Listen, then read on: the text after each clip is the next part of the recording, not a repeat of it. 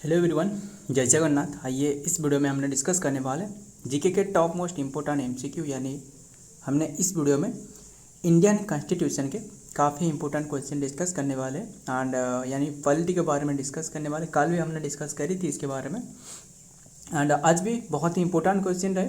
तो देखते हैं सारे के सारे, ये पार्ट 61 की वीडियो रहे। देखते हैं वीडियो में क्या रहे, सारे के सारे एक एक करके समझते हैं। फर्स्ट क्वेश्चन आपके सामने रहे, fundamental duty was include in our constitution, जो इंडियन कॉन्स्टिट्यूशन में जो इंक्लूड करवाया गया है। On the recommendation of which committee, कौन सी कमेटी के रिकमेंडेशन के तहत fundamental duty was included in our constitution. Fundamental duty मुझे बताना, फंडामेंटल ड्यूटी कौन सी कंट्री से लाया गया है? यह है यूएसएसआर से, ध्यान में रखिएगा, यानी रशिया से। क्लियर, रशिया से लाया गया है। एंड फिर बस ये और बताना, जो फंडामेंटल राइट रहे कौन सी कंट्री से लाया गया? फंडामेंटल राइट यानी जो आर रहे, FR रहे, ये यूएस से, ध्यान में रखिएगा, यूएस से। एंड ये फंडामेंटल ड्यूटी तो रशिया से रहे। एंड ये कौन सी कमेटी के रिकमेंडेशन के तहत जो फंडामेंटल ड्यूटी रहे वो इंक्लूड करवाया गया था कॉन्स्टिट्यूशन में? कौन सी कमेटी के रिकमेंडेशन के तहत? Sardar Swaran Singh committee. Option C is the right answer, Sardar Swaran Singh committee, ध्यान में रखिएगा। एंड ये जो यंग हिल्टन कमेटी है ना, ये असल में जो RBI रहे इसकी स्थापना करवाया गया था यंग हिल्टन कमेटी के तहत, ध्यान में रखिएगा, यंग हिल्टन कमेटी के तहत। फिर ध्यान में रखिएगा। एंड बात करें जो फंडामेंटल अभी के टाइम में ड्यूटी कितनी की रहे? फंडामेंटल ड्यूटी 11 रहे, है ना। फंडामेंटल ड्यूटी कौन से आर्टिकल में रहे मुझे बताना। जो फंडामेंटल ड्यूटी की बात कर रहा हूँ कितनी के रहे? टोटल ड्यूटी 11 रहे। क्लियर। एंड कौन से आर्टिकल में ये रहे, कौन से आर्टिकल ये रिप्रेजेंट कर रहे हैं? 51A article. क्लियर। कौन सी पार्ट में रहे बताना मुझे, हमने हालांकि बता रखी है आपको। ये है IVA यानी 4A में ये मेंशन रहे। क्लियर, इतनी सी बात।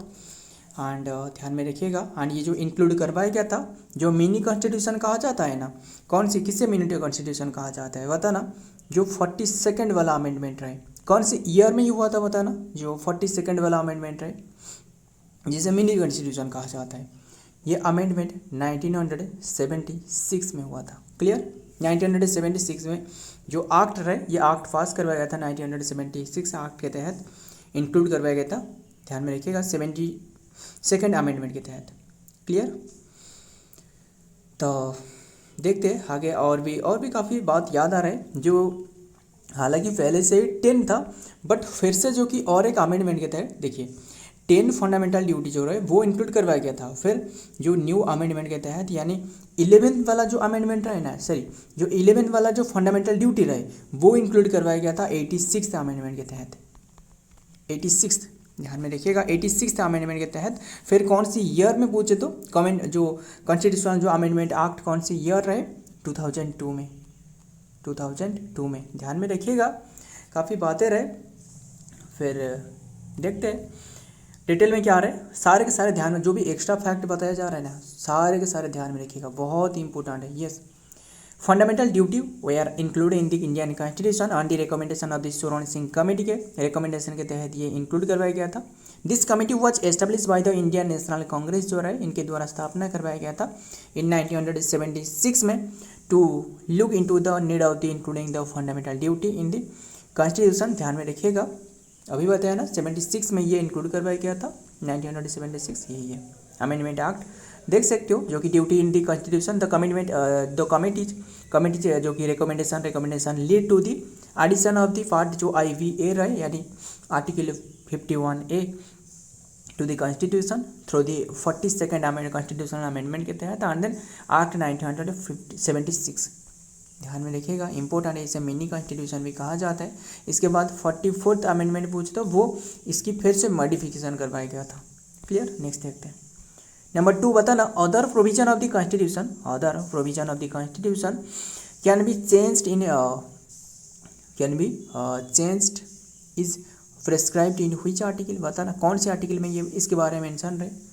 Other provision of the constitution, जो other provision of the constitution रहे कैन बी चेंज, जो चेंज करवाया जा सकता है, कौन से आर्टिकल में ये मेंशन रहे? 368 के तहत। Option D is the right answer, 368 में। मतलब देखिए अगर कॉन्स्टिट्यूशन में कोई भी बदलाव लाया जा रहा है, जो भी बातें रहे वो जो मेंशन रहे आर्टिकल 368 में, clear, constitution can be changed is prescribed in the article 368 के तहत, क्लियर, ध्यान में रखिएगा। और फिर काफ़ी भी बातें रहे, मुझे एक एक करके बताना। अगर आपको 108 आर्टिकल पूछे तो बताना। सबसे जो महत्वपूर्ण आर्टिकल है, सबसे महत्वपूर्ण, एग्जाम में काफ़ी बार एग्जाम में पूछे जा चुकी है, 324 आर्टिकल बताना, 300 आर्टिकल बताना। ये क्या क्या रहा है, 108 आपको बता दूँ। देखिए असल में 108 जो आर्टिकल है ना, ये है जॉइंट सेशन के बारे में बात करता है। जॉइंट सेशन, जो जॉइंट सेशन के बारे में बताइए होगा ना। अब तक 3 बार जो कि जॉइंट सेशन हो चुकी थी। बताना मुझे कौन सी ईयर रहे जो जॉइंट सेशन हुआ था। 324 पूछे तो ये इलेक्शन के बारे में मेंशन रहे, इलेक्शन कमिश्नर के बारे में, यानी इलेक्शन ये मेंशन करती है, इलेक्शन, क्लियर। 324 से लेकर 329 तक, क्लियर। एंड 300A तो बात करें तो जो असल में 300A जानते हो, जो क्या था असल में 7 जो कि फंडामेंटल राइट था, ध्यान में रखिएगा, फंडामेंटल राइट था। बट जो 7वां वाला जो रहे वो हटाया गया है, जो आर्टिकल जो जो पार्ट जो 7 पर था वो हटाया गया है। कौन सी पार्ट था, वो था राइट टू प्रॉपर्टी, वो हटाया गया है। कौन सी ईयर में, 1978 में हटाया गया है, ध्यान में रखिएगा। एंड अभी के टाइम में वो जो रहे वो एक लीगल राइट की तरह रहे। ये है 300A में रहे, 300A में राइट टू प्रॉपर्टी के बारे में रहे, राइट टू प्रॉपर्टी, ध्यान में रखिएगा। राइट टू प्रॉपर्टी ये एक लीगल राइट, अभी के टाइम में ये एक लीगल राइट की तरह रहे। एंड कौन सी पार्ट पूछे तो वो XII में अभी के टाइम में रहे, क्लियर, सारे के सारे एकदम क्लियर, ध्यान में रखिएगा। तो देखते हैं नेक्स्ट में, the process for amending the Indian constitution including the provision beyond the related to the fundamental right is जो कि present in article prescribed in article 368 के तहत अंडर पार्ट X में रहे, ध्यान में रखिएगा। And this article outlines the power of parliament and amendment constitution and the procedure involve, जो भी प्रोसीड्योर रहे, क्या रहे, सारे के सारे ये मेंशन रहे इसमें, क्लियर, एकदम क्लियर। देखते हैं next number 3, right to property बताना रिमूव करवाया गया कौन सी एक्ट के तहत, ये अभी आपको बताया ना 78 एक्ट के तहत। ऑप्शन बी तो राइट आंसर 1978 में, ये 1978 एक्ट के तहत ये हटाया गया है, ध्यान में रखिएगा। कौन सी अमेंडमेंट में बताना, कौन से अमेंडमेंट में ये हटाया गया है, 44 वाला अमेंडमेंट में, कॉन्स्टिट्यूशनल अमेंडमेंट, ध्यान में रखिएगा। एंड बस तो एंड ये असल में ये जो राइट टू प्रॉपर्टी है ना, ये एक क्या था, फंडामेंटल राइट था, बट फंडामेंटल राइट से इंक्लूड था, बट फंडामेंटल राइट से हटाकर ये एक लीगल राइट बनाया गया है, क्लियर, लीगल राइट बनाया गया है। सो एंड कौन से आर्टिकल में रहे पहले ये बताना। देखिए ये असल में जो कहाँ रहे, जो फंडामेंटल राइट में जो था वो था 19 क्या था, 19(1)(f) था, 19(1)(f) एंड जो 31 रहे वो दोनों के दोनों हटाया गया था, क्लियर इतनी सी बात। तो ध्यान में रखिए 44 कॉन्स्टिट्यूशनल अमेंडमेंट के तहत 1978। देखते हैं, the right to property was removed from the list of the fundamental right in India by the constitution 44th amendment के तहत एंड एक्ट से 1978। दिस अमेंडमेंट रिमूव्ड आर्टिकल 90 जो कि देख सकते हो 19(1)(f) एंड आर्टिकल 31 ये रिमूव करवाया गया था, पार्ट जो 3 में रहे, clear, and of the constitution which deals with the fundamental right, the right to property was then reestablished, जो री एस्टेब्लिश फिर से करवाया गया है एंड आज से लीगल राइट की तरह री एस्टेब्लिश करवाया गया अंडर द आर्टिकल 300A के तहत, द पार्ट XII में जो मेंशन रहे ऑफ द कॉन्स्टिट्यूशन, क्लियर इतनी सी बात, सारे के सारे ध्यान में रखिएगा। तो देखते हैं नंबर 4 में क्या आ रहा है, एनुअल फिनेंशियल स्टेटमेंट। मुझे बताना एनुअल फिनेंशियल, असल में देखिए बताता हूँ आपको, जो मनी बिल रहे ना, देखिए असल में बस देखते हैं जो एनुअल फिनेंशियल स्टेटमेंट रहे, एनुअल फिनेंशियल स्टेटमेंट कह लो या फिर बजट कह लो, is mention in which article, बताना कौन से आर्टिकल में ये मेंशन रहे। जो एनुअल फिनेंशियल बजट जो निर्मला सीतारमण अभी के टाइम में क्या रहे, फिनेंस मिनिस्टर, इन्होंने प्रेजेंट करती है ना, ध्यान में रखिएगा ये बजट जो रहे ये कौन से आर्टिकल में मेंशन रहे, 112 आर्टिकल में मेंशन रहे। अगर इस पर आपको ये जो ऑप्शन 10 पर बताना क्या रहे, ऑप्शन जो ये जो ऑप्शन ए पर जो रहे 110 ये बताना, 111 ये इतना इंपॉर्टेंट नहीं है, 114 रहे ये बताना क्या रहे। देखिए 114 जो रहे ना असल में 110 जो रहे ये मनी बिल की बात करती है। किसके बारे में, मनी बिल के बारे में, यानी जो definition of the money bill क्या है, ये definition of money bill, clear, definition of money bill. फिर तो रहने देते 111 भी बता देता हूँ आपको। ये है क्या रहे, असेंट बिल के बारे में, assent to bill, assent to bill. तो 110 तो definition of the money bill बात करी, एंड फिर 114 जो रहे ना ये है कंसोलिडेट फंड, कंसोलिडेट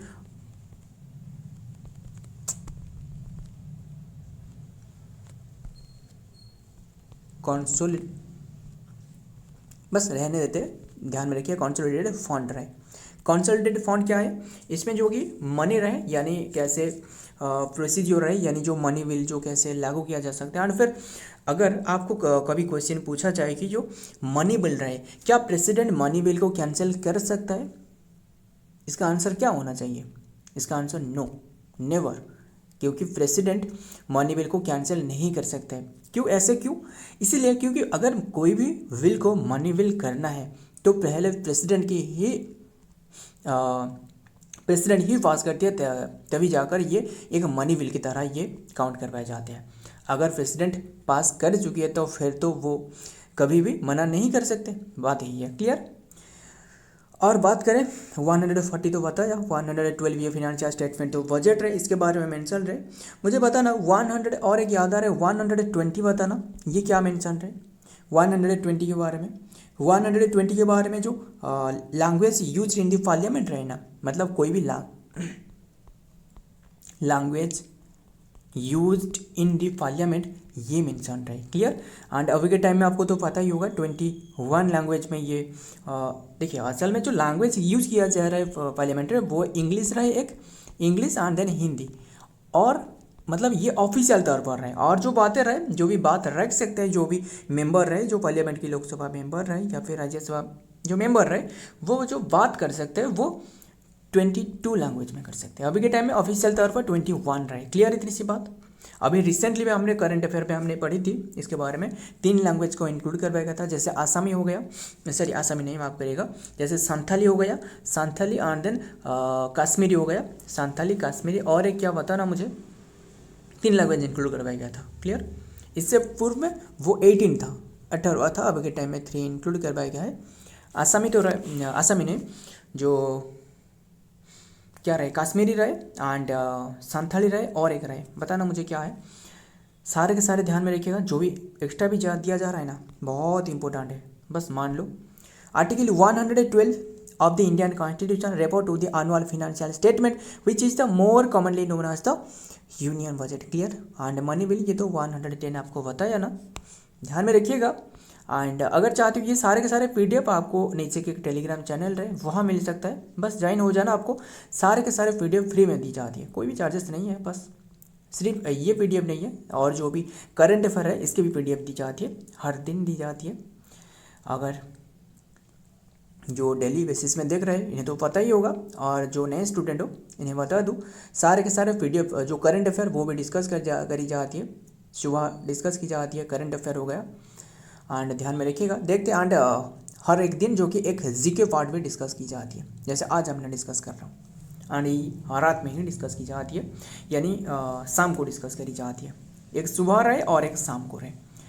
नंबर 5 देखते हैं, सैलरीज ऑफ द जजेस is in which article. And ये जो हमने डिस्कस करने कई सारे स्टूडेंट भी ये मुझे पूछा था कि आप इतने कम क्वेश्चन क्यों कर रहे हैं। देखिए असल में कम क्वेश्चन नहीं है, अगर आप एक एक करके काउंट करने में बैठोगे तो बहुत ही क्वेश्चन इनमें से आपको देखने को मिलने वाला है।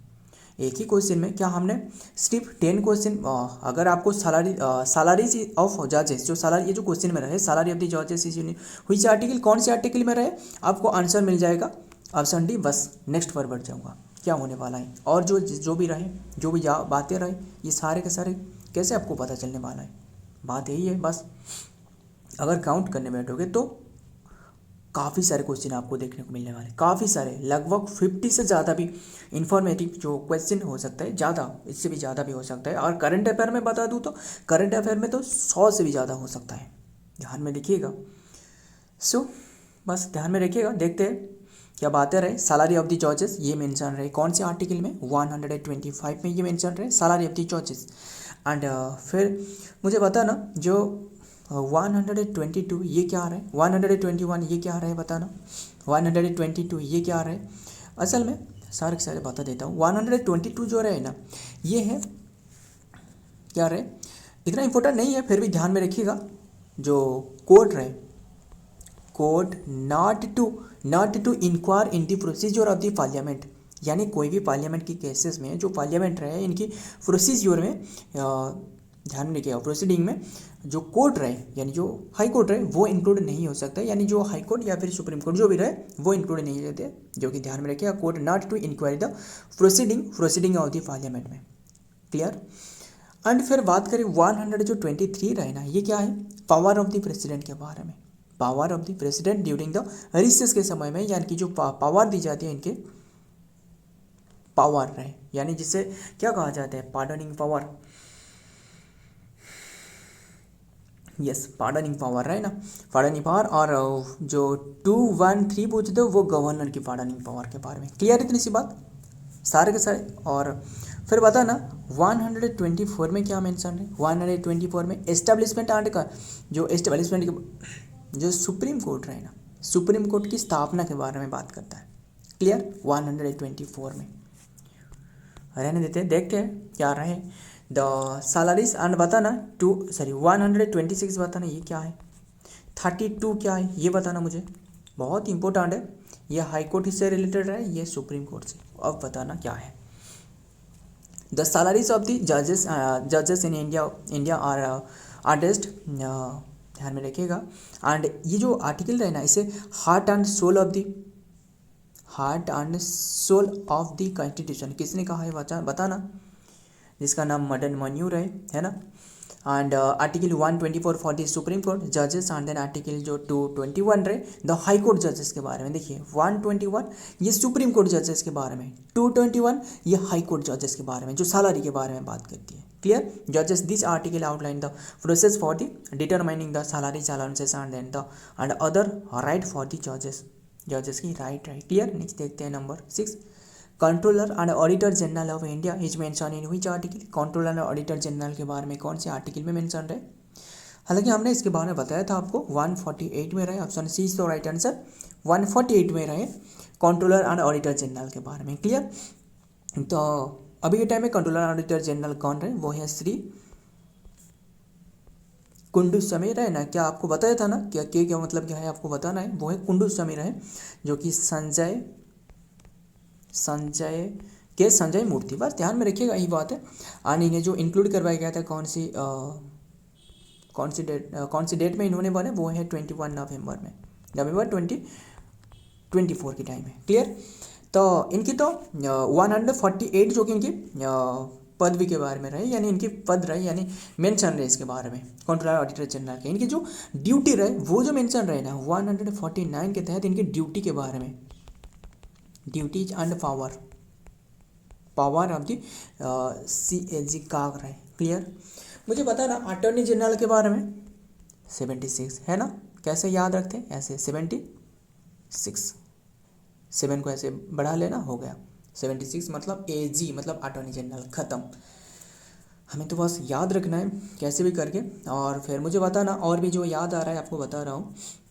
देखिए अगर 323 पूछे तो 323 क्या है बता सकते हो मुझे, ये ध्यान में रखिएगा, रिपोर्ट्स ऑफ दी, ये एक रिपोर्ट जो कि देती है पब्लिक सर्विस जो कमीशन रहे ना, यानी जिससे VSSC जो रहे यानी पब्लिक सर्विस कमीशन रहे, ये रिपोर्ट जो कि देती है पब्लिक सर्विस जो कमीशन रहे, यानी ध्यान में रखिएगा। और एक पब्लिक सर्विस, ये पब्लिक सर्विस कमीशन के बारे में मेंशन है, report of public service commission, ये मेंशन है 323 में। और एक याद आ रहा है मुझे बताना, जो father of public service commission बताना कौन है, फादर ऑफ जो क्या रहे, जो union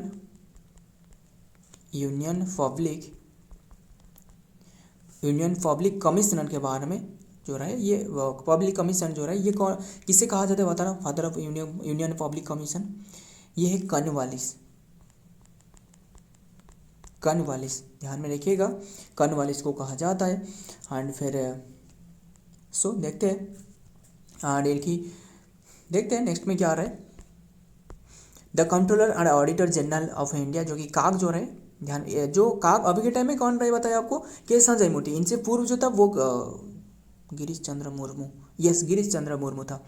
is mention in the article 148 and then the Indian constitution, this article जो कि outline the appointment of the oath and tenure removal of the CAG and then जो कि स्पेसिफिकली आर्टिकल 148 जो कि state that there shall be ये controller auditor general of India who shall be the appointed by the president के द्वारा appointment किया जा सकता है। Other article related to the काग जो रहे वो है 149 duties and power of the काग, 150 जो रहे क्या रहे फॉर्म ऑफ अकाउंट जो रहे, एंड आर्टिकल 151 जो ऑडिट रिपोर्ट रहे इनकी रहे 151 के तहत। Clear. Next number 7, constitution of parliament in which article बताना, कॉन्स्टिट्यूशन यस कॉन्स्टिट्यूशन मतलब देखिए असल में जो पार्लियामेंट के कॉन्स्टिट्यूशन ऑफ पार्लियामेंट, जो पार्लियामेंट के बारे में आर्टिकल ये कौन से रहे 79, option D is the right answer 79। फिर मुझे बताना राज्यसभा 80 में रहे राज्यसभा, लोकसभा कौन से रहे 81 में लोकसभा, खत्म,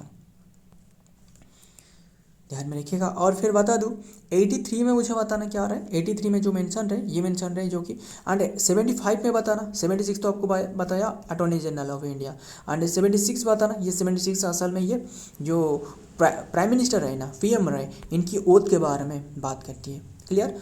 75A शायद रहे, 75A में ये मेंशन रहे ओथ के बारे में 75, एंड 76 जो रहे मुझे बताना, जैसे कि 52 टू लेकर 61 तक क्या रहे प्रेसिडेंट के बारे में मेंशन रहे, प्रेसिडेंट की हमने ऐसे याद रखते हैं पक्का नी को का द्वियो दशम प का नी को प का नी को का, ये क्या हुआ 52 53 ये 54, नी मतलब निर्वाचन, ये 54 है 54, ये 54 एंड देन 55 56 ये कार्य के बारे में प का नी को का क्या रहे 56 में बताना। एंड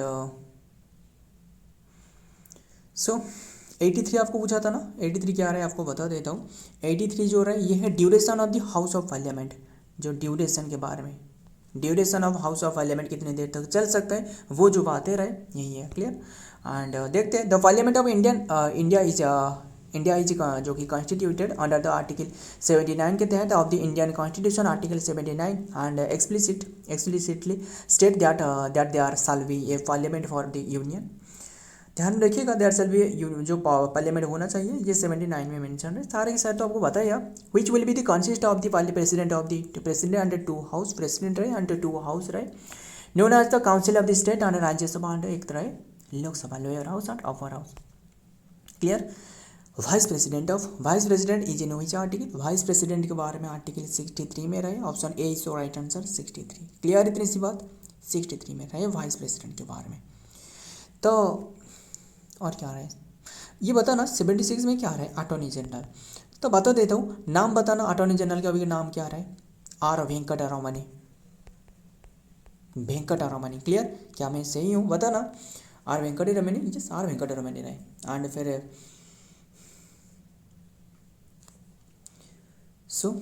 एंड और क्या रहे 54 में क्या रहे, 54 में तो इलेक्शन के बारे में रहे, जो प्रेसिडेंट की इलेक्टोरल जो कॉलेज रहे, इलेक्टोरल कॉलेज के बारे में है ना।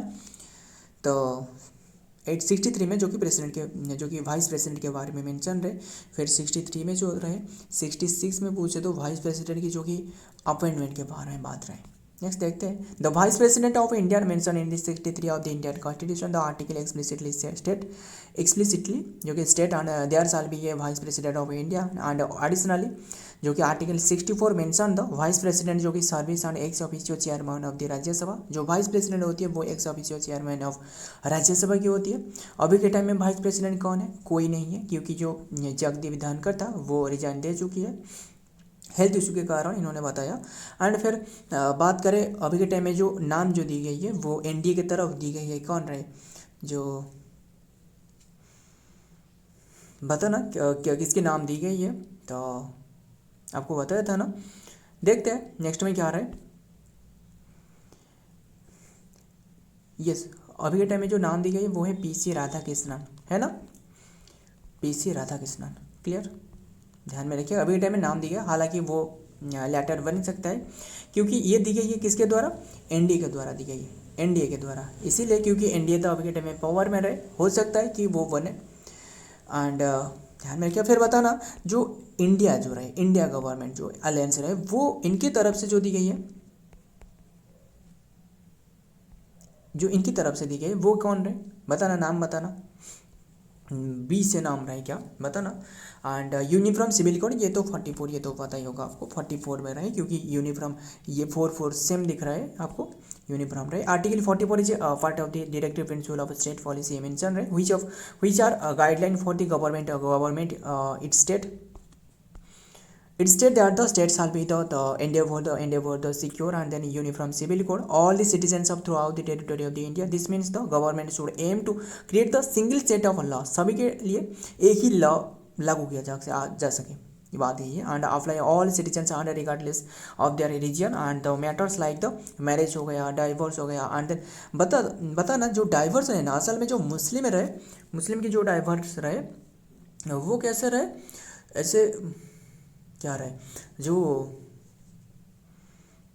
एक तलाक तलाक तलाक करके ऐसे करके रहे ना, तलाक तलाक 3 बार कहने पर ये इनकी डाइवोर्स हो जाती है, बात यही रहे। बट हिंदू में क्या रहे और भी जो अदर में क्या रहे, अदर में जो कि प्रोसीजर फॉलो करना पड़ता है, जो कि एक पेपर के साइन करना होता है, काफ़ी सारे बात रहे। क्लियर, नेक्स्ट देखते हैं जॉइंट सेशन। अभी के टाइम में जो शुरुआत जो लगाया गया है वो है उत्तराखंड के द्वारा यूनिफॉर्म सिविल कोड। फिर जो गुजरात रहे वो भी इम्प्लीमेंट करने वाला है। Clear, joint session of the constitution is mention, ये joint session of the constitution के बाद जो joint session of the parliament के बारे में, joint session of the constitution is mention, ये 108 में रहे। क्लियर, 108। एंड बताना मुझे और एक याद आ रहा है इमरजेंसी, 110 तो बताया आपको मनी बिल के बारे में, 114 तो बताया आपको किसके बारे में? कॉन्सोलिडेटेड फंड के बारे में, है ना। एंड फिर जो बताना मुझे इमरजेंसी प्रोविज़न 352 में रहे और 356 में रहे और 360 में रहे। ये क्या है? ये सेंट्रल इमरजेंसी या फिर नेशनल इमरजेंसी कह लो। ये क्या है? ये है स्टेट इमरजेंसी। अभी के टाइम में मणिपुर में लगाया गया है और मणिपुर में जो एन बीरेन सिंह था वो रिजाइन देने के बाद ये लगाया गया है। एंड कैपिटल क्या बताना। एंड 360 के जो रहे ये फिनेंशियल इमरजेंसी। अभी के टाइम में भी 3 बार जो कि फिनेंशियल इमरजेंसी एक ही बार नहीं कोई भी बार लगाया नहीं गया है, इम्प्लीमेंट नहीं करवाया गया अभी के टाइम तक, अब तक नहीं लगाया गया है। क्लियर, और जो नेशनल इमरजेंसी रहा है ये 3 बार लगाया गया है। बताना कौन सी ईयर? 1962, क्या सही हूँ मैं? 1975 में लगाया गया था, 1973 में, यही है। क्लियर, देखते हैं डिटेल में। A joint session of the Indian parliament is mention in article 108 on Indian constitution. This article outline the procedure of the when the bill has been passed by the one house and it is the either rejected or disguised upon by the other house or has been in जो कि pending for the more than 6 month तक ये pending रहे। The president can B then call the president, ये जो कि बैठा सकता है जो कि joint session of the joint sitting to the resolution of the deadlock. And बताना जो असल में जॉइंट सेशन है ना, जॉइंट सिटिंग के बारे में, ये ऑस्ट्रेलिया से लाया गया है। क्लियर, सो फ्रेंड आज की ये कंटेंट है। वीडियो पसंद आया तो वीडियो को लाइक करना, आपके दोस्त यार प्यार जो भी रहे इनके साथ शेयर करिएगा। मिलता हूँ और एक वीडियो में और एक इंपॉर्टेंट एमसीक्यू के साथ, तब तक के लिए जय हिंद, जय जगन्नाथ।